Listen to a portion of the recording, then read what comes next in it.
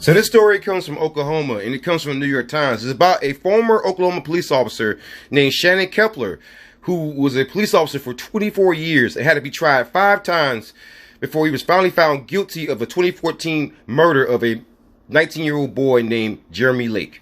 And that was his daughter's boyfriend at the time. This story is absolutely insane. It took them 5 times to get this man.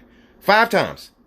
And so about a week before the murder, Kepler and his wife had said that their daughter was acting strangely. And so there were several behaviors in which they didn't like. So they kicked their daughter out of the home. They dropped her off at a homeless shelter with no extra clothes, money, or a cell phone, according to the prosecutors.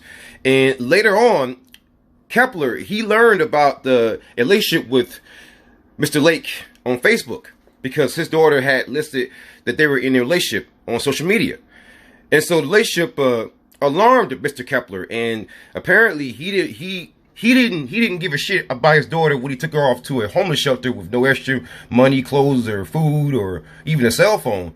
But he suddenly cared about her dating life, which shows how controlling and narcissistic this man truly was. And so he ran a background check on Mr. Lake. I mean, just for no reason, just because he wanted to date his damn daughter that he didn't give a shit about.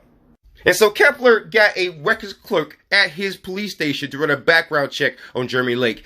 And what turned up was that Jeremy Lake had been a victim of child abuse at a very young age, which is not his fault. But apparently Kepler was judging him for, which is insane. And also that he had pushed a social worker as a juvenile and was charged for it. But that was as a freaking juvenile. He was a child then. You don't judge a full-grown adult based on what he did as a freaking child. And he also did his time. So once again, this guy cared about the very daughter he put off at a freaking homeless shelter. It's unbelievable, man. Unbelievable. And so long story short, one thing led to another, and Shannon Kepler showed up to Jeremy Lake's home. Jeremy Lake standing in the middle of the street.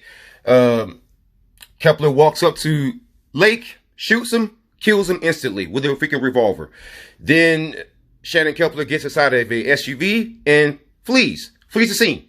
Then he abandons the vehicle at a Motel 6 before turning himself in. And so basically one of the reasons why it took them 5 times to get this man is because he used the same bullshit excuse that the cops use so often. Oh, he had a gun and I felt threatened. Well, prosecutors and the judge and the jury didn't buy that. So once again, this is just showing you how tragic this story is. It took since 2014. That was 8 years ago. Imagine if you're Jeremy Lake's family.